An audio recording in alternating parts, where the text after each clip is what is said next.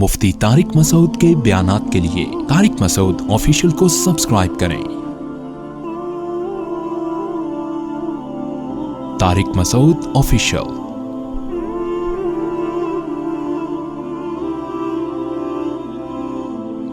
قرآن مجید دو چیزیں بہت زیادہ بیان کرتا ہے اور انسان کو حوصلہ انہی دو چیزوں سے ملتا ہے۔ اپنا ایمان مضبوط کریں، جنت پر بھی اور جہنم پر بھی۔ دیکھو، یعلمون ظاہرا من الحیات الدنیا، اللہ فرماتے ہیں یہ لوگ دنیا کے ظاہر کو دیکھتے ہیں۔ یہ جو دنیا کا ظاہر ہے، بار بار ہم ان آیتوں میں پڑھ رہے ہیں کہ یہ دھوکہ ہے، یہ ایسے ہے نہیں جیسا نظر آ رہا ہے۔ مریں گے سب، ختم ہو جائے گا۔ کتنی بڑی حقیقت ہے یہ۔ ایک موت اس دنیا پر بھی آنی ہے اور ایک موت ہماری ذات پر بھی آنی ہے۔ آج وہ لندن والے بھی نہیں آئے؟ خیریت تو ہے؟ اچھا، 2 دن سے نہیں آ رہے، اللہ خیر کرے۔ ایک موت ہم پر بھی آنی ہے اور ایک اس دنیا پہ بھی آنی ہے۔ یہ سب سائنسی ترقی اور خلائی سیارے اور مریخ اور چاند پہ پہنچنے والی باتیں بالآخر زمین پہ ڈھیر ہو جائیں گی۔ تو ترقی سے تو آپ کو منع نہیں کیا جا رہا، لیکن بار بار بتایا جا رہا ہے اصل آخرت ہے۔ انسان مرنے کے بعد مر کے ختم نہیں ہوتا، بہت بڑی زندگی اس کے بعد شروع ہوتی ہے، جنت کی صورت میں یا جہنم کی صورت میں۔ ہم نے فرعون کا واقعہ بھی پڑھا، ہم نے قارون کا واقعہ بھی پڑھا، ہم نے موسیٰ علیہ السلام کا واقعہ بھی پڑھا، کیسے اللہ نے فرعون کو آگ میں داخل کیا ہے۔ اب آپ مجھے ایک بات بتاؤ، جن لوگوں کا آخرت پہ یقین نہیں ہے، ان کی نظر میں فرعون لاکھوں بچوں کا قتل کر کے بھی اس کو کوئی نقصان نہیں ہوا، زیادہ زیادہ سمندر میں پانی میں غرق ہو گیا، وہ تو نہیں بھی ہوا ہوتا تو اب تک تو ویسے ہی مر چکا ہوتا۔ لیکن اللہ کہہ رہا ہے ایسا نہیں ہے، ایسا نہیں ہے۔ النار یعرضون علیہا غدوا وعشیا، آگ ہے جس میں وہ صبح و شام جلایا جاتا ہے۔ تو ان راتوں میں اللہ سے رات کو اٹھ کے بار بار آگ سے پناہ مانگیں۔ آگے بڑی سخت زندگی شروع ہونے والی ہے، اور ایک طرف اللہ کی بہت خوبصورت جنت ہے، بہت خوبصورت جنت۔ مجھے کسی نے بتایا کہ مجھے خواب میں جنت دکھائی گئی، کل کی بات ہے، تو جو بتانے والے بتا رہے تھے کہ اتنی خوبصورت جنت، اتنی خوبصورت، دل ہی نہیں کر رہا تھا اٹھنے کا نا کہ آنکھ کھل جائے، اتنی خوبصورت جنت۔ تو میں نے کہا کہ جتنی خوبصورت آپ کو خواب میں نظر آئی ہے نا جنت، اس کو 1 کروڑ سے ضرب دے دو، پھر بھی کم ہے۔ تو بھائی یہ کچھ بھی نہیں ہے، یہ جو ہے نا، یہ جو یہاں کی انٹرٹینمنٹ، یہاں کیا ہے، زیادہ سے زیادہ پیزا کھا لو گے نا، یہ انٹرٹینمنٹ ہے یہاں کی۔ کیا کر لو گے؟ بھوک لگ رہی ہے، بیف بریانی کھا لی، بوفے میں چلے گئے، کیا کھا لیا وہاں پہ؟ کتنی دیر کی لذت ہے۔ آپ کی پسند کی شادی ہو گئی، آپ کو آپ کی محبوبہ مل گئی، تھوڑے دنوں میں اس نے بھی بڈھے ہو جانا ہے، آپ بھی بڈھے ہو گئے۔ حضرت حکیم اختر صاحب رحمہ اللہ تعالی شعر پڑھا کرتے تھے، وہ پورا شعر مجھے اکثر یاد ہی نہیں رہتا، آخر کا یاد رہتا ہے ہمیشہ سے، کہ ختم زندگانی ہوئی، کوئی نانا ہوا کوئی نانی ہوئی۔ یہ جو عشق تھا نا، یہ بالآخر نانا اور نانی پہ جا کے ختم ہوتا ہے۔ عاشق نانا بن جاتا ہے اور معشوقہ نانی۔ تبھی تو صحابہ کرام اس جنت کے پیچھے دوڑے ہیں۔ غزوہ احد میں صحابی گھمسان کی جنگ ہے، کھجور کھا رہے ہیں، پھر کہنے لگے یہ کھجور ختم ہونے کا زمانہ تو بہت طویل ہے اور جنت میرے بالکل سامنے، اتنا صبر نہیں ہوتا مجھ سے۔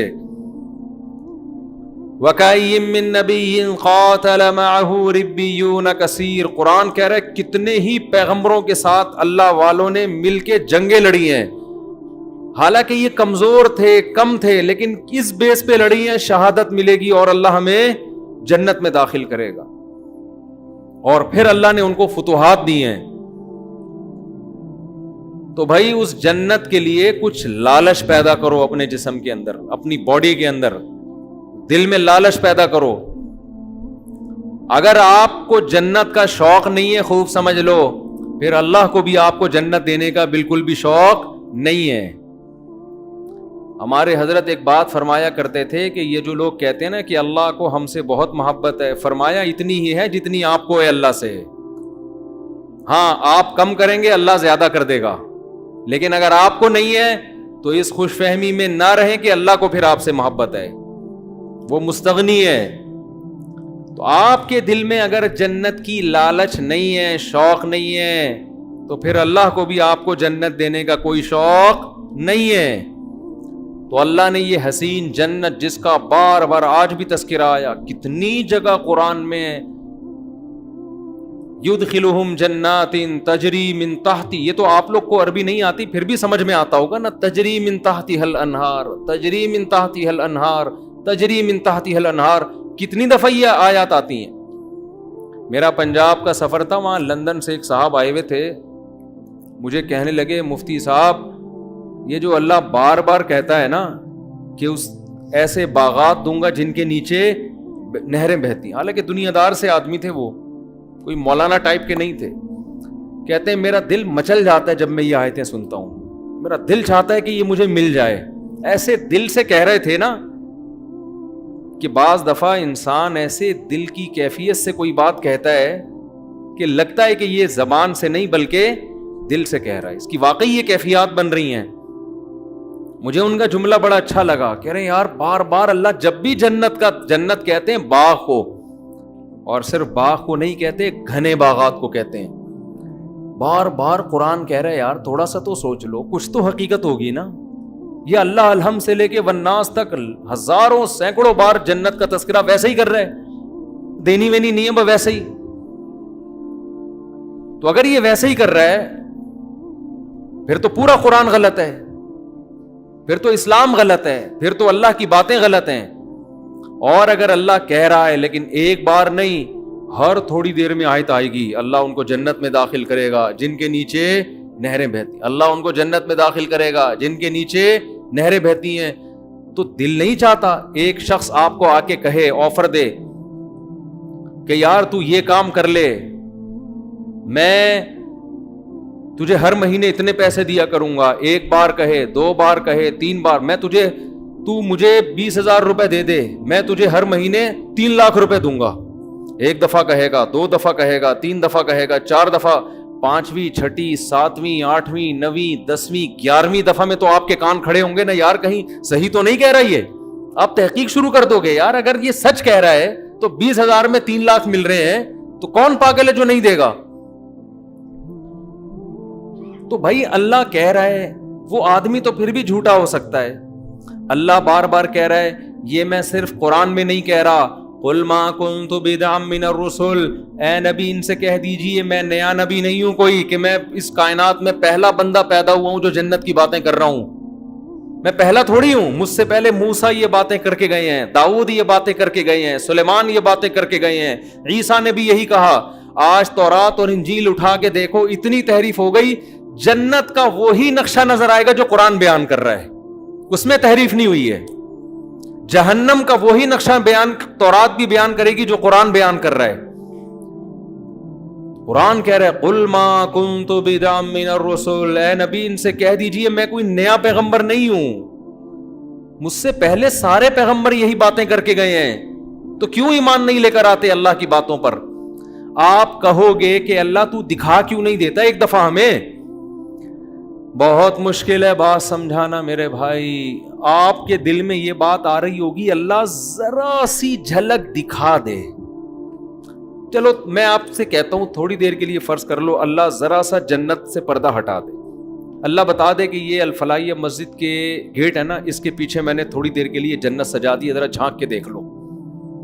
اور ہم نے جھانک کے دیکھا تو ہمیں کیا نظر آیا, ہمیں ایک عظیم دنیا نظر آئی. تھوڑی دیر کے لیے فرض کر لیں ہم دیکھ لیں تو ہمارا ہوگا کیا پھر ہم پھر بھی اسی طرح ڈھیلے رہیں گے ہم جیسے اب ہیں. تھوڑی دیر کے لیے فرض کر لیں کہ ایک شخص کہتا ہے میں نے ایک ایسا باغ بنایا ہے.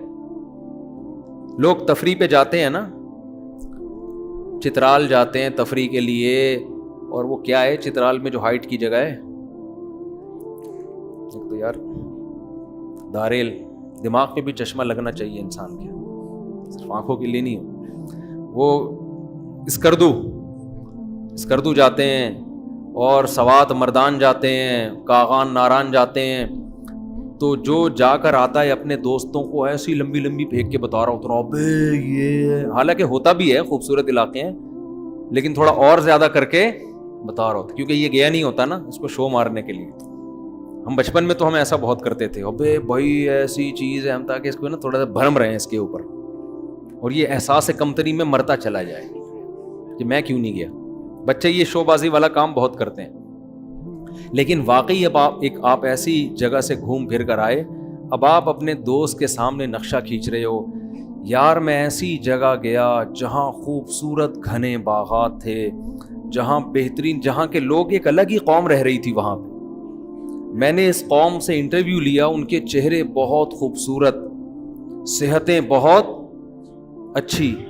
ان لوگوں سے ہم نے پوچھا تو انہوں نے کہا ہم اس باغ میں لاکھوں سال سے رہ رہے ہیں, ہم پر موت نہیں آتی. یہ ایسا پانی ہے ان چشموں کا جو پی لے تو یہ آب حیات ہے, اسے زندگی میں کبھی بھی موت نہیں آئے. کوئی دیکھ کر آئے آپ کے دوستوں میں سے.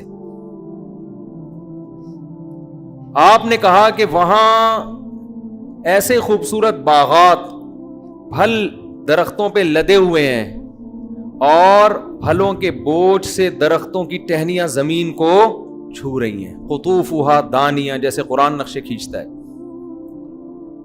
اور وہاں اتنی خوبصورت عورتیں ان لوگوں کی قوم میں جو ان کو ملی ہیں نکاح کرنے کے لیے, شادی کرنے کے لیے, اتنی خوبصورت عورتیں ہیں. یرا مخ سوقہما من وراء اللحم, کہ ان کی پنڈلیوں کا گودا بھی ان کی کھال سے نظر آتا ہے, ایسی شفاف اسکن ہے ان کی. جب نبی نے بتایا نا صحابہ کو کہ اللہ نے جو یاقوت اور مرجان سے زیادہ خوبصورت حوریں جنت میں پیدا کی ہیں, ان کی جو پنڈلیوں کا گودا ہے وہ بھی باہر سے نظر آئے گا, اتنی ٹرانسپیرنٹ اسکن ہوگی ان کی. صحابہ نے عرض کیا یا رسول اللہ یہ کیسے ممکن ہو کہ ایک ہے انسان, ہوگی تو انسان ہی نا, کوئی روبوٹ تھوڑی ہے, کوئی مشین تھوڑی ہے انسان, لیکن اس کی اسکن میں اس کی کھال اتنی شفاف, یہ کیسے ممکن ہے؟ تو آپ نے فرمایا کیا تم نے قرآن میں پڑھا نہیں ہے کأنہن الیاقوت والمرجان, میرا رب جنت کی حور کی تعریف کے لیے کہتا ہے جنت کی حوریں ایسی ہیں جیسے یاقوت اور مرجان. تو کیا یاقوت کے پتھر میں موتی میں دھاگا داخل کیا جائے وہ باہر سے نظر نہیں آتا کیا؟ حالانکہ کتنا ہارڈ ہوتا ہے, کتنا سخت ہوتا ہے, اس کے باوجود بھی وہ باہر سے نظر آتا ہے. تو یہ تو دنیا میں اللہ نے ایسی حسین چیزیں, ایسے پتھر پیدا کیے ہوئے ہیں جو اتنے شفاف ہوتے ہیں کہ آپ ان کے اندر ان کا دھاگا نظر آ رہا ہوتا ہے. تو جنت کی حور تو جنت کی حور ہے, یہ تو دنیا میں اس کی مثالیں ملتی ہیں. تو مجھے بتاؤ اگر کوئی آپ کو آ کے بتائے یار ایسا علاقہ دیکھ کے آیا ہوں, وہاں ایسی خوبصورت عورتیں, اور وہاں لوگ کبھی بیمار نہیں ہوتے. جیسے میں گلگت گیا نا تو 80 سال لوگوں کی عمریں, وہاں لوگ بتا رہے ہیں ہم 80 سال نہیں, ہم 80 لاکھ سال سے زندہ ہیں. اور یہاں کے بارے میں رپورٹ یہ ہے کہ یہاں کسی کو موت نہیں آتی. یہاں محبت اتنی ہے آپس میں کہ کبھی کسی کا جھگڑا کسی سے نہیں ہوتا. لا يسمعون فیہا لغوا ولا تأثیما, قرآن کہتا ہے کبھی کوئی بیکار بات, کوئی لغو بات, یہاں تو ایک بیان دو, نیچے کمنٹس میں کچھ اچھے اور کچھ اسٹیبلشمنٹ کا پٹھو. اب اسٹیبلشمنٹ کے تانے کیوں دے رہے ہو؟ اب تو اسٹیبلشمنٹ اس کے خلاف ہے بھائی. ہمیں کہتے تھے نا اسٹیبلشمنٹ کے پٹھو ہیں, یہ حکومت کے پٹھو ہیں. اب تو حکومت بھی گئی, اسٹیبلشمنٹ بھی آپ کے ساتھ ہے. اب اگر میں حمایت کر رہا ہوں تو کم از کم اب تو یہ نہ بولو نا کہ اسٹیبلشمنٹ کے پٹھو ہیں. تو آدمی کی کھوپڑی گھومتی ہے نا کہ یار تم کیا کر رہے ہو, کچھ بولنے ہی نہیں دیتے. آپ تبصرہ کرو لیکن غلط بےہودہ الزام تو نہ لگاؤ نا ہمارے اوپر. تو یہاں آدمی کی کھوپڑی گھومتی رہتی ہے اور پتلا ہوتا رہتا ہے. آج مجھے کوئی کہہ رہا تھا آپ اتنے باریک ہوتے جا رہے ہیں. میں نے کہا بھائی رمضان کا آخری عشرہ چل رہا ہے, اتنے آج بھی میرا عصر کے بعد بھی بیان تھا, افطار سے پہلے, پھر ہم تو افطاری میں 2 نوالے کھاتے ہیں, اس کے بعد تو ہمیں کھانے کا, تراویح کے سے پہلے بیان, اب بیان کے بعد جا کے شاید کھا لوں, لیکن ابھی بیان کے بعد بھی پھر کہیں بیان ہے, پھر اس کے بعد کہیں بیان ہے, تو تھوڑے دنوں میں مفتی صاحب مارکیٹ سے کیا ہو جائیں گے, میرا کرتا اور شلوار نظر آئے گا آپ کو, یہاں پہ بیان ہو رہا ہوگا, آپ اس میں سے کنگھال کے نکالیں گے, مفتی صاحب کو نکالو, اتنے باریک ہو جائیں گے, باتیں 4 شادیوں کی, ٹھیک ہے نا, صرف جذبے رہ جائیں گے, صرف کیا رہ جائے گا, جذبہ.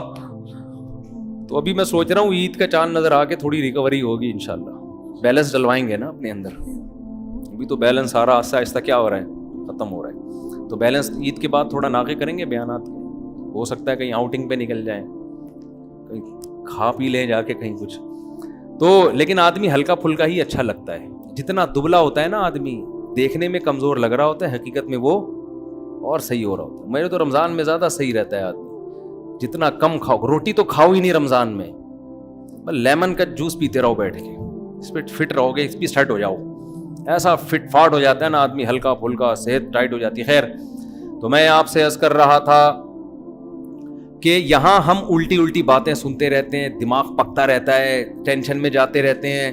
قرآن کہتا ہے لا یسمعون فیہا لغوا ولا تاثیما, کوئی لغو بات, کوئی ایسی بات کبھی سننے کو نہیں ملے گی جسے سن کے آپ کی کھوپڑی گھوم جائے کہ یار تیرا کیا بولت, دل کر رہا تیرے رکھ کے ایک چماٹ لگاؤں. یہ ہوتا ہے نا یہاں پہ, سب محبت کی باتیں. جب ملیں گے سلام کے ساتھ ملاقات, وآخر دعواہم الحمد للہ رب العالمین, جب رخصت ہوں گے تمام تعریفیں اس اللہ کے لیے, منہ سے اچھی بات نکالیں گے لوگ, محبت ہوگی آپس میں, بازار لگیں گے, مارکیٹیں لگیں گی, خرید و فروخت کا اپنا انسان کا ایک نشہ ہے شاپنگ کرنے کا,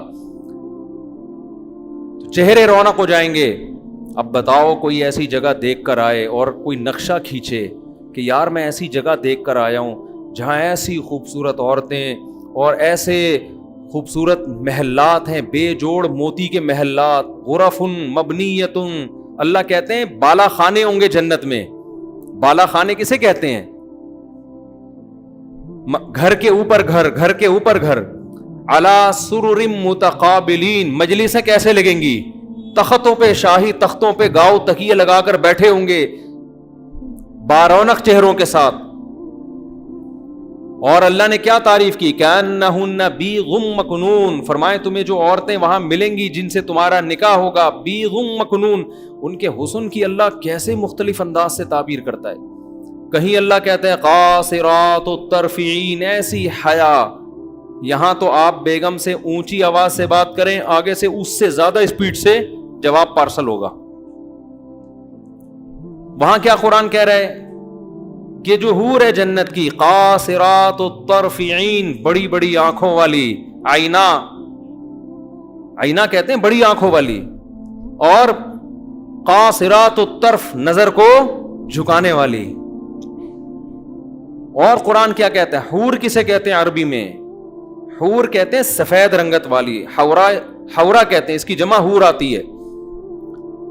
اس کی آنکھوں کی سفیدی انتہائی سفید, اور اس کی جو آنکھوں کی سیاہی ہے, جو پتلی ہے, وہ انتہائی سیاہ. کیسے اللہ تعالیٰ اس کے حسن کا نقشہ کھینچتے ہیں. اور قرآن کیا کہتا ہے, ایسی شفاف, کأنہن بیض مکنون, جیسے چھپائے ہوئے انڈے ہوتے ہیں نا, پرندہ گھونسلے میں انڈے دے کے اس پہ گھاس ڈال دیتا ہے کہ اس پہ گرد و غبار نہ آئے. تو اللہ کہتے ہیں میں نے ایسے ہی ان حوروں کو جنت کے مشک و عنبر کی مٹی سے بنا کے خیموں میں محفوظ کر دیا ہے. لم یطمثہن انس قبلہم ولا جان, کوئی انسان اور جن ایسا نہیں ہے جس نے ان کو کبھی چھوا ہو اس جنتی سے پہلے. جنتیوں کے لیے اللہ نے محفوظ کر دی ہیں. اللہ کو پتا ہے یہاں کون جنت والے اعمال کر رہا ہے, اللہ ان اعمال والوں کے لیے پہلے سے ان کے لیے انتظام کر کے رکھا ہوا ہے اللہ تعالیٰ نے. انا انشأناہن انشاء, اللہ فرماتے ہم نے ان کو اسی مٹی سے بنایا ہے. فجعلناہن ابکارا, ہم نے ان کو ہمیشہ کے لیے کنوارا بنا دیا, ہمیشہ کے لیے. تو کتنی اللہ قرآن میں تعریفیں کر رہا ہے. پھر جنت کی شراب کی تعریف قرآن کرتا ہے, لا یصدعون عنہا ولا ینزفون، ایسی شراب کی لذت دنیا کی شراب سے بھی زیادہ، لیکن نہ اس سے سر میں درد ہوگا اور نہ بہکی بہکی باتیں کرے گا۔ فیہا انہار من ماء غیر آسن، 4 نہریں اللہ نے جنت میں ذکر کی ہیں۔ ایک نہر ایسا پانی جس کا ذائقہ کبھی متغیر نہیں ہوگا، ایک سفید دودھ کی بہتی ہوئی نہر، ایک شراب کی بہتی ہوئی نہر۔ جہاں شراب کا تذکرہ آیا لذت للشاربین، فرمایا ایسی شراب جو پینے والوں کے لیے لذت کا سامان ہوگا۔ وانہار من عسل مصفی، اور ایک نہر اللہ نے پیدا کی ہے شہد کی نہر۔ اللہ اپنی جنت کی بار بار بار بار بار بار، اور سورہ رحمان میں تو تعریفیں کر کے پھر بار بار یہ بھی کہتا ہے فَبِأَيِّ آلَاءِ رَبِّكُمَا تُكَذِّبَانِ، اپنے رب کی کون کون سی نعمتوں کو جھٹلاؤ گے۔ یہ جنت کا تذکرہ اللہ قرآن میں بھی کرتا ہے، اسی جنت کا تذکرہ اللہ تورات میں بھی کرتا ہے، اسی جنت کا تذکرہ اللہ انجیل میں بھی کرتا ہے، اور کہتا ہے میں نے اپنے بندوں کے لیے بنائی۔ کس کے لیے بنائی؟ اپنے بندوں کے لیے بنائی۔ تو اللہ بار بار کہہ رہا ہے میں نے اپنے بندوں کے لیے جنت بنائی، میں نے اپنے بندوں کے لیے جنت بنائی۔ انکا لا تجوع فیہا ولا تعرا، نہ بھوک کی تکلیف ہوگی اور نہ لباس کی پریشانی ہوگی۔ جنت میں جو کھانا کھائیں گے بھوک کی تکلیف کے بغیر، صرف لذت کے لیے ہوگا وہ کھانا۔ کیسی اللہ نے نعمتیں بیان کی۔ وَلَحْمِ طَيْرٍ مِّمَّا يَشْتَهُونَ، جس پرندے کا گوشت کھانے کا دل چاہے گا وہ کھاؤ گے۔ سورہ دہر اٹھا کے دیکھیں، اللہ فرماتے ہیں اِذَا رَأَيْتَهُمْ حَسِبْتَهُمْ لُؤْلُؤًا مَّنْثُورًا، خوبصورت بچے خدمت کے لیے، اتنی بڑی تعداد میں آپ کی خدمت کے لیے، حالانکہ وہاں خدمت کی ضرورت نہیں ہے، لیکن اللہ نے آپ کی انٹرٹینمنٹ کے لیے کہ انسان کو نا مزہ آتا ہے کسی سے خدمت لیتے ہوئے، آرڈر چلاتے ہوئے، ابے یہ لے آ جا کے۔ آپ نے دیکھا نا وہ مکینک کیسے کام لیتے، چھوٹے پانا لے کر آ، چل چھوٹے وہاں سے ٹائر اٹھا کے لا۔ وہ چھوٹا گنجا ہوتا ہے، اس کے چپت بھی پڑتی رہتی ہے سر پہ، اور اس کو ٹنڈ بھی کروا کے رکھتے ہیں۔ اکثر میں نے دیکھا ہے وہ بچے جو کام کر رہے ہیں نا وہ گنجے ہوتے ہیں، ان کو میں کہتا ہوں بال تو رکھو، کم از کم چپت لگے گی، تھوڑی تکلیف کم ہوگی اس سے۔ یہ انسان کی ہے کہ بھائی وہ چودراہٹ چاہتا ہے۔ تو قرآن کہتا ہے ایسے پیارے خوبصورت بچے خدمت کے لیے ان کا قرآن نے نقشہ کھینچا ہے۔ اذا رأیتہم حسبتہم لؤلؤا منثورا، جب تم ان کو دیکھو گے ایسے لگے گا موتی ہیں بکھرے ہوئے، جیسے تسبیح خوبصورت دانوں والی ٹوٹتی ہے اور کیسے موتی بکھر جاتے ہیں، ایسے وہ خوبصورت بچے جنت کے اندر بکھرے ہوئے ہوں گے۔ ایک روایت میں آتا ہے جو جنت اپنی آنکھوں سے دیکھ لے اس کو دنیا جہنم لگے گی۔ یہ جو دنیا ہم جہاں بیٹھے ہوئے ہیں نا، جیسے جو لوگ امریکہ یورپ سے آتے ہیں نا، کراچی آتے ہیں، گلی میں آتے ہیں۔ کل ایک صاحب مجھے کہنے لگے کہ میں کینیڈا جا رہا ہوں، 5 سال بعد میرا ارادہ ہے واپس پھر یہیں اسٹے کروں گا، میں بس 5 سال میں اتنا کما لوں گا پھر یہیں آؤں گا۔ میں نے کہا 5 سال کے بعد آپ یہاں آؤ گے مگر آپ کا یہاں دل نہیں لگے گا، کیونکہ آپ نے کینیڈا دیکھ لیا ہوگا، آپ کو یہاں گٹر کے ڈھکن ہضم ہی نہیں ہوں گے آپ کو یہاں، پھر یہاں ٹریفک، پھر گاڑیاں۔ تو میں نے کہا یا تو جاؤ نہیں، اسی گندگی میں گزارا کرو، کیونکہ اس گندگی میں بہت سی اچھائیاں بھی ہیں، مذہب محفوظ ہے یہاں پہ، سستائی ہے وغیرہ وغیرہ بھی۔ میں اس ٹاپک پہ نہیں جاتا، بہت سی خوبیاں ہیں۔ تو یہ گٹر کے ڈھکن وکن برداشت کر لو، آپ کا امیون سسٹم اتنا اچھا ہو جائے گا یہاں پہ رہ کے کہ کسی دن گٹر میں گر بھی گئے نا تو اگلے گٹر سے نکلو گے زندہ سلامت، ایسا سسٹم ہو جاتا ہے یہاں پہ۔ وہاں سے نکلنا بھی ضروری نہیں ہے، اگر آپ چلتے چلتے اگلے ڈھکن اور اگلے سے نکل جاؤ گے، کیونکہ ڈھکن وہاں بھی نہیں ہوگا، یعنی یہ بھی ٹینشن نہیں ہے کہ میں یہاں سے آگے چلا گیا، پیچھے سے پانی کا پریشر آیا، نکلوں گا کہاں سے، کوئی بات نہیں، اگلے ڈھکن سے نکل جاؤ آپ۔ تو روایت میں آتا ہے کہ کوئی یہاں آ کے کوئی جنت میں یہاں آ کے دیکھ لے نا تو اسے یہ کیا لگے گی دنیا؟ جہنم۔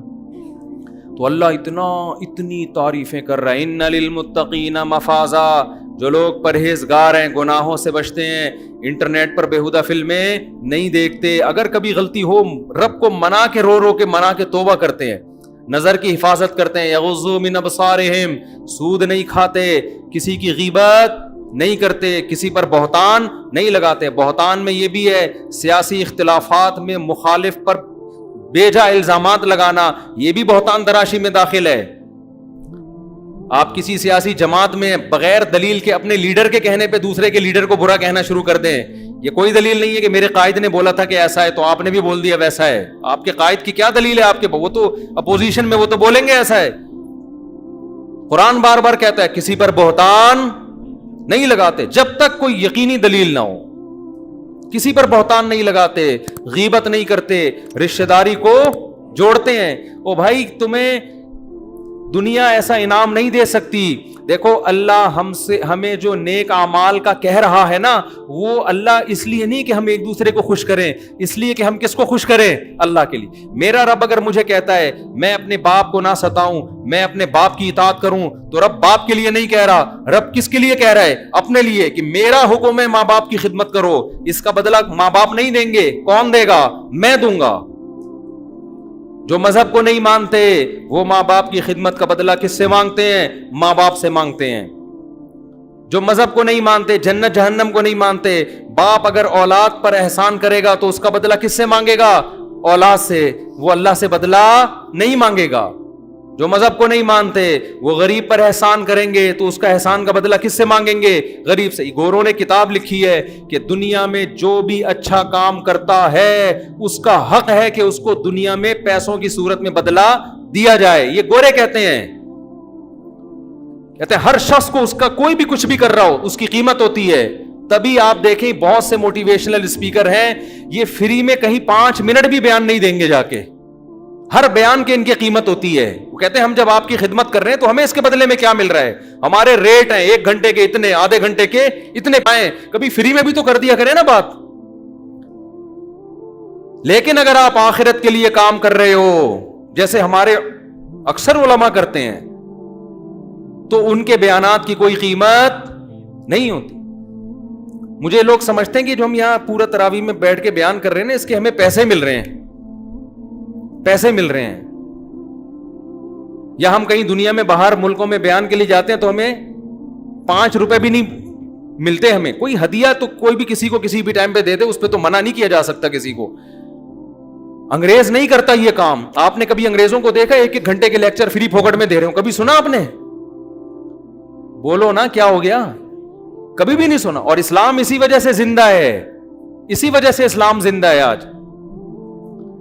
عیسائی مشنریاں جو محنت کر رہی ہیں، ہر مشنری کو اس کا پیسہ، ہر کارکن کو پیسہ ملتا ہے جو بھی ان مشنریوں میں.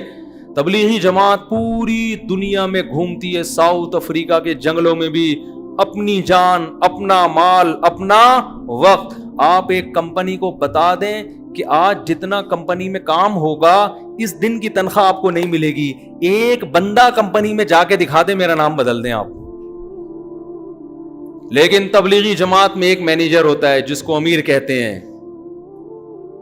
وہ مینیجر ہے، اس کے ماتحت 10-15 افراد ہوتے ہیں. پورے سال جماعت کو لے کے چلتا ہے. وہ پورے سال 1 روپیہ بھی اس کا نہیں لیتا، 1 روپیہ بھی. اپنا پیسہ ان پہ خرچ کر رہا ہے الٹا. پورے سال جماعت کو سردی، گرمی، خزاں، بہار کے موسم میں پہاڑوں میں، پتھروں میں، گاؤں میں، دیہاتوں میں، ایسی ایسی جگہ جماعتوں کو لے کے جائے گا. واش روم میں ٹوٹے ہوئے لوٹے، ٹوٹے ہوئے واش روم. بڑے بڑے امیر گھرانوں کے لوگ، آرمی کے بریگیڈیئر کرنل جیسے لوگ اس کے ماتحت ہوتے ہیں امیر کے. اور وہ امیر وہ 5ویں پاس بھی نہیں ہوتا. کیسے بہترین نظام کے تحت پوری سال جماعت کو گھما کے واپس لے آتا ہے. جب واپس آتا ہے تو کوئی ہار پھول لے کے استقبال کے لیے کھڑا نہیں ہوتا کہ اللہ کی راہ میں سال لگا کے آیا ہے. یہ کہاں سے، یہ کیوں ہو رہا ہے بھائی؟ یہ کوئی دنیا میں تصور کر سکتا، کوئی گورا انگریز تصور کر سکتا ہے اس کا؟ یار نہیں سمجھ میں آ رہی نا تو مجھے غصہ نہیں دلایا کرو. تم لوگ یوں کر دیا کرو، ہاں نہ کچھ منہ ہلایا کرو. میں تو کب سے بیان کر رہا ہوں. میں عصر کے بعد میرا گلا بیٹھا ہوا، تراویح بھی پڑھائی میں نے، اور افطاری میں میں نے ایک ان سے بولا تھا، کسی سے، ان سے تو نہیں بولے گا مجھ سے، کسی سے میں نے بولا تھا کہ نیمبو کا شربت پلا دو اللہ کا واسطہ. وہ بغیر چینی کے نیمبو ڈال کے لے آیا. اس میں افطاری میں طاقت آتی ہے لیمن کا شربت پینے سے. یا آپ تجربہ کر کے دیکھیں، نیمبو نچوڑیں، وٹامن سی ملتا ہے، ایک انرجی آتی ہے. پھر کچھ بھی نہ کھائے آدمی پھر طاقت آ جاتی. نہیں تو آپ اگر افطاری میں بیٹھ کے روٹیاں پھوڑنا شروع کر دو پھر تو ٹن کھاؤ ٹن ہو جائے، کسی کام کا نہیں رہتا آدمی. تو افطاری میں ہم لیمن کا شربت لازمی کوشش کرتے ہیں، اسے بڑی انرجی ملتی ہے. روح افزا اور یہ سب چیزوں کے بغیر بس سادہ لیمو اور چینی ملائی پی گئے. تو وہ بھی نہیں ملا آج تو ہمیں. گھنٹہ انتظار کروایا, پھر لیمو لا کے رکھ دیا. ابے میں نے کہا یہ کیا گلا خراب کروائے گا اتنا کھٹا. تو جب میں اتنے جوش سے بات کر رہا ہوں تو تھوڑا آپ بھی, اب یہ رمضان تو گزر رہا ہے نا, آپ پورے سال تھوڑی پکڑائی میں آؤ گے. پورے سال تو مارکیٹ سے آپ نے ہونا ہے شارٹ, اور اس کے بعد ایک دن موت کا وقت میرا بھی آئے گا اور میرے بھائی آپ کا بھی ہے. ہم افسوس کر رہے ہوں گے, میں بھی افسوس, اللہ بچائے ایسے وقت میں افسوس سے. ہمیں اللہ کرے کچھ ایسا کر لیں کہ اس وقت میں ہم خوش ہوں. ہمارے حضرت کے والد صاحب کا جب انتقال ہونے لگا خوش تھے, وہ خوش تھے, بہت زور زور سے اشعار پڑھ رہے تھے اللہ کی محبت میں کہ اللہ سے ملاقات ہونے والی ہے.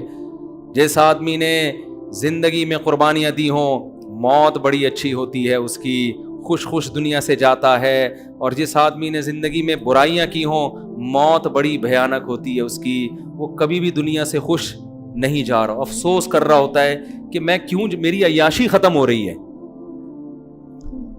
تو اس لیے تھوڑا سا جوش دکھا لیں. ویسے بھی یہ سارا سلسلہ بھی 1 سال تک کے لیے, پھر اتوار کو ہمارا بیان ہوا کرے گا, وہ تو الگ موضوعات ہوتے ہیں. تو میرے بھائی مجھے ایک بات بتاؤ کہ اتنی اللہ جنت کی باتیں کر رہا ہے, اللہ کہتا ہے, میں بات کیا چل رہی تھی, ہاں, تو یہ موٹیویشن تبلیغ جماعت کو کہاں سے ملتی ہے بھائی؟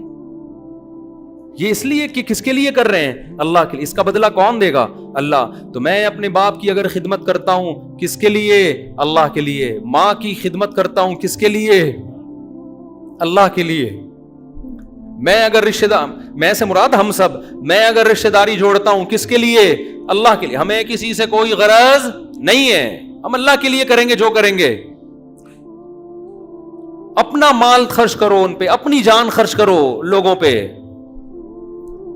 اس کا نتیجہ کیا نکلے گا؟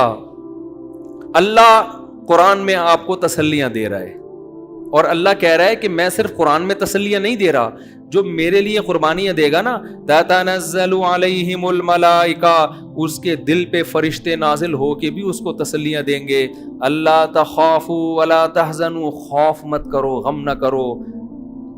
اللہ تخافوا ولا تحزنوا وابشروا بالجنۃ التي كنتم توعدون, خوشخبری قبول کرو اس جنت کی جس کا اللہ نے تم سے وعدہ کیا. ان قریب, ان قریب, بہت جلد, بہت جلد, دیر نہیں ہے, بہت جلد اللہ تمہاری ساری پریشانیاں دور کر دے گا. ہمارے نبی صلی اللہ علیہ وسلم کا جب آخری وقت تھا, آپ کو بہت شدید بخار تھا اور آپ بہت شدید تکلیف میں تھے. حضرت فاطمہ رضی اللہ تعالی عنہا بیٹھی ہوئی غمزدہ اور کہہ رہی واہ کربا ابتا, ہائے میرے باپ کی تکلیف. بیٹی, اور وہ بھی حضرت فاطمہ جیسی, تو ان پہ کیا گزر رہی ہوگی اپنے والد کو جب اس تکلیف میں دیکھا ہوگا. کہہ رہی ہائے میرے والد کا درد. تو نبی نے کیا تسلی دی؟ لا کربا علی ابیکا بعد الیوم, اے فاطمہ آج کے بعد تیرے باپ پر کبھی کوئی غم نہیں آئے گا. یہ اللہ کی طرف سے آخری آزمائش. کیسے کتنی پریشانیوں میں ہمارے نبی نے وقت گزارا نا. ساری کوئی ہدف بنایا ہمارے نبی نے کہ میرا ایک بنگلہ ہوگا, میرا ایک ویژن ہے, میں ایک بزنس کروں گا, میں کاروبار کو ترقی دوں گا, اور میں پھر جو ہے یار میں سیاست میں آؤں گا. کوئی ہدف بنایا نبی نے؟ ایک ہدف کہ میں نے کس کو راضی کرنا ہے؟ اللہ کو. اس کو راضی کرنے کے لیے میرے اللہ نے میرے ذمے جو کام لگایا ہے میں نے اس کو فوکس کرنا ہے بس. آپ کی پوری محنت اسی ویژن پر تھی. مال کی قربانی سب سے زیادہ خود دے رہے ہیں, جان کی قربانی سب سے زیادہ خود دے رہے ہیں. یہ جو لیڈر کی بات, اب کیا کریں, وہ عمران خان کا تذکرہ آ جاتا ہے. عمران خان جو بار بار نوجوانوں کو کہتے ہیں نا کہ لیڈر, جب لیڈر میں جو ہے نا انگریزوں کی کتابیں پڑھتے ہیں کامیاب لیڈروں میں, کامیاب لیڈر میں پیغمبر محمد صلی اللہ علیہ وسلم سے زیادہ کوئی کامیاب نہیں گزرا. تو سابق وزیر اعظم نے جو بار بار کہا ہے نا نوجوانوں کو کہ بھائی محمد صلی اللہ علیہ وسلم کی سیرت پڑھو گے, کامیاب لیڈر کسے کہتے ہیں. واقعی آپ کو انگریزوں میں ایسا کامیاب لیڈر نہیں ملے گا. آپ کو ہٹلر جیسے ملیں گے جو بالآخر آخر میں ناکام ہوئے. کامیاب لیڈر تو محمد صلی اللہ علیہ وسلم تھے. کیوں؟ ہدف کس کو بنایا؟ آخرت کو. سب سے کامیاب لیڈر. 23 سال کے عرصے میں کیسا بڑا انقلاب, کتنا بڑا انقلاب. صحابہ قربانیاں دے رہے ہیں. کیوں؟ وہ کہتے ہیں کہ یہ جو ہم سے جنت کی بات کرتے ہیں نا محمد صلی اللہ علیہ وسلم، ان کا خود بھی جنت پہ یقین ہے، ورنہ یہ خود بھی اتنی قربانیاں بولو نہ دیتے. یہ خود روزے رکھ رہے ہیں، ہمیں کہہ رہے ہیں غروب آفتاب کے وقت افطار کر لو، اور خود سحری سے شروع کرتے ہیں اور افطار کب کرتے ہیں؟ سحری میں. نبی تو 24 گھنٹے کا روزہ رکھتے تھے. ہمیں کہہ رہے ہیں دنیا مسافر خانہ ہے، دنیا سے دل نہ لگاؤ، دنیا رکھ لو دل نہ لگاؤ، اور خود رکھتے بھی نہیں ہیں. دل لگانا تو دور کی بات، خود کہہ رہے ہیں مجھے کیا دنیا سے بھائی، مالی ولی دنیا. میری مثال تو ایک مسافر کی ہے، درخت کے نیچے آرام کرنے کے لیے لیٹ گیا تھوڑی دیر کی. ہمیں کیا کہہ رہے ہیں کہ دنیا رکھو مگر دل نہ لگاؤ، اور اپنے لیے کیا ہے؟ رکھو ہی نہیں. بالکل کوئی الزام لگا ہی نہ سکے آپ صلی اللہ علیہ وسلم کے اوپر. ابو طلحہ انصاری پورا باغ لے کر آئے نبی صلی اللہ علیہ وسلم کی خدمت میں. یا رسول اللہ، اللہ نے کہا صدقہ کرو. کس کو دوں یہ باغ؟ فرمایا اپنے چچا زاد بھائیوں کو دو. تو رشتہ داری جوڑنے کا حکم بھی دیا اور رشتہ داری جوڑنا سکھایا بھی آپ صلی اللہ علیہ وسلم نے. آپ یہ بھی کہہ سکتے تھے مجھے دے دو. نبی کو صدقہ کرنے کا سب سے زیادہ ثواب ہے. آج پیر اپنے فضائل خود ہی بتا رہا ہوتا ہے بعض دفعہ مریدوں کو کہ پیر کو ہدیہ دینے میں اتنا ثواب ہے کہ پوچھو ہی نہیں. بس میں کسی پیر پہ بدگمان نہیں ہو رہا، اگر کوئی پیر صاحب بتا رہے ہیں، ہو سکتا ان کی نیتوں پہ شبہ نہ کریں، ہو سکتا ہے واقعی آپ کو ترغیب انسان کا بچہ بنانے کے لیے کر رہے ہوں، لیکن بہت سے زیادہ تر تو 2 نمبر ہی ہو رہی ہے. ایک صاحب نے مجھے بتایا، میرے پیر صاحب مجھے کہتے ہیں یار کبھی تمہاری جیب سے ایک دھیلا بھی ہدیہ کا نکلتا ہوا نہیں دیکھا میں نے، کبھی تو کچھ دے دیا کرو اپنے پیر صاحب کو. میں نے کہا یہ پیر تمہاری کیا تربیت کرے گا جو خود ہی بھیک مانگ رہا ہے تم سے. تو ہاں کسی سے بے تکلفی ہو تو وہ تو دوستوں سے انسان کہہ دیتا ہے کہ یار چل بے نہاری کھلا چلتے ہیں یار، بہت دن ہو گئے، آج کبھی اپنی جیب سے بھی کچھ نکال لیا کر. بے تکلفی کے احکام تو الگ ہوتے ہیں. تو کیسی قربانی، غزوہ خندق میں صحابہ نے 1 پتھر اور نبی نے پیٹ پہ 2 پتھر باندھے. غزوہ احد میں سب کے قدم اکھڑ گئے مگر نبی میدان جنگ میں کھڑے ہوئے. اگر آپ صلی اللہ علیہ وسلم بھی نکل جاتے تو لوگ کیا کہتے کہ جس جنت کی باتیں آپ ہم سے کرتے ہیں، آج خود اس جنت سے تو آپ معاذ اللہ فرار ہو رہے ہیں اور ہمیں اس جنگ میں معاذ اللہ دھکیل رہے ہیں آپ. پیغمبروں نے سب سے زیادہ قربانیاں دی ہیں. موسیٰ علیہ السلام نے جب فرعون کو بتایا نا جنت برحق ہے، فرعون نے کتنی آفریں کی ہوں گی حضرت موسیٰ کو. وہ جادوگروں کو اتنی بڑی بڑی سیٹیں دینے کے لیے تیار تھا جو موسیٰ کے مقابلے میں آئے. تو حضرت موسیٰ کو کتنا نوازتا. وہ کہہ رہے میرے لیے تو سب سے، لوگ اپوزیشن کو خریدنا شروع کر دیتے ہیں نا، بکتے ہیں پھر اسمبلیوں میں لوگ. تو حضرت موسیٰ کی کتنی بڑی قیمت لگاتا، اور حضرت موسیٰ کو آخر وقت تک پتا نہیں ہے کہ اللہ میری مدد کیسے کرے گا. بنی اسرائیل یہ منظر دیکھ رہے تھے کہ جو لیڈر ہمیں کہہ رہا ہے کہ جنت ہے، اللہ ہے، وہ ہم سے زیادہ قربانیاں دے رہا ہے اور ہم سے زیادہ مال اور دولت کو ٹھکرا رہا ہے. اسی کو لیڈر کہتے ہیں، اسی پہ لوگ جمع ہوتے ہیں. اور اگر آپ کی باتیں کچھ اور ہوں اور آپ کے دعوے عمل کچھ اور ہو تو میرے بھائی صرف داڑیاں ٹوپیاں پگڑیاں دیکھ کے آج کوئی بھی متاثر نہیں ہوتا. یہ آج کی دنیا بڑی ہوشیار ہے. وہ کبھی بھی نہیں دیکھتی کہ کس کے نام کے ساتھ مفتی لگا ہوا ہے، مولانا لگا ہوا ہے، پیر صاحب لگا ہوا ہے، دامت برکاتم لگا ہوا ہے. ٹھیک ہے نا. یہ لگانے پر گورنمنٹ کی طرف سے کوئی پابندی نہیں ہے. آج کل نام مارکیٹ میں ایسے آ رہے ہیں، نام ہی پتہ نہیں چلتا کہ حضرت کا اس میں نام کہاں ہے. پیچھے اتنی لمبی گردان، آخر میں اتنی لمبی گردان. بندہ کہتا رہتا ہے ان کے ابا نے ان کا نام رکھا کیا تھا. شیخ المشائخ، پیر طریقت، مجھے تو یاد بھی نہیں ہوتے. ابھی کسی کا بیان تھا، وہ تعارف کروا رہے تھے، شیخ المشائخ، عارف باللہ، پیر طریقت، اور مجھے یاد بھی نہیں ہوتے نا اتنے نام. فلانے کے فلانا تو ڈمکانے کے، پھر وہ نام آ کے پھر وہ دامت برکاتم متذل العالیہ اور فلانا تو ڈمکانا. کوئی آدمی کہتا ہے ختم کرو یار، خدا کے لیے ہلکا کر دو یار. کوئی بہت بڑی شخصیت ہو نا چلو اچھا لگتا ہے، بہت ہی بڑی کوئی، ورنہ نارمل تو بھائی سب ٹھیک ہے، نیک آدمی ہے. بیان شروع کریں بسم اللہ کر کے. میں پنجاب میں یہ پنجاب میں بہت ہے، پنجاب میں جاؤ نا بیان سے پہلے اتنی لمبی تقریر شروع. اب تو میرے نام کے ساتھ ایک اور لقب لگا دیا، فاتح جہلم. پنجاب میں جہیں بھی جاؤ تو پہلے وہ گردان چلاتے تھے جو شیخ الحدیث جامع رشید کے میرے استاذ، میں ان کا ادنا سا خادم شاگرد، میں ان کے چرنوں میں بیٹھا ہوا ہوں. ان کو جانتے نہیں ہے نا یوٹیوب کی وجہ سے، مجھے زیادہ مجھے کہہ رہے ہیں جامع الرشید کے شیخ الحدیث. وہ بھی مجھے دیکھ رہے ہیں تو شیخ الحدیث کب سے ہو گیا بھائی. ہیں تو میرا شاگرد ہے. میں نے کہا ہمیں پتہ نہیں، بس اللہ نے بنا دیا. تو تکلفات بہت ہیں. کام ہمارا مارکیٹ میں کیا ہے؟ کام تبلیغ نے اسی وجہ سے، تبلیغ میں القاب تو ہے ہی نہیں. تبلیغ میں پتہ چلتا ہے حضرت کبھی اسٹیج پہ ایسا کوئی اب میں دعوت خطاب دے رہا ہوں حضرت حاجی عبد الوہاب صاحب جنہوں نے تبلیغ میں اتنے سال لگائے، پھر فلانے ملک میں گئے، پھر فلانی جگہ سے. بھائی بیان سنو، پتلی گلی سے نکلو. میں یہ نہیں کہہ رہا جو القاب لگاتے ہیں غلط، بعض دفعہ تعارف کے لیے تھوڑا بہت انٹروڈکشن کرنا پڑتا ہے، بڑی عظیم شخصیت ہے، اس میں کوئی حرج نہیں ہے.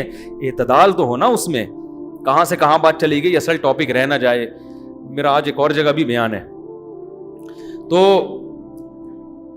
کیا بیان کرنا تھا؟ تو میں یہ عرض کر رہا تھا کہ ان سب چیزوں کا بدلہ کون دے گا؟ اللہ. اسی وجہ سے نیک لوگ جو ہے نا، نیک لوگ، ان کی خلوت ان کی جلوت سے زیادہ اچھی ہوتی ہے. تنہائی میں وہ اللہ کو زیادہ یاد کرتے ہیں. اور یہ کر لو، اگر نہیں ہے تو یہ عادت ڈالو کہ تنہائی میں اللہ کو یاد کرنا سیکھو.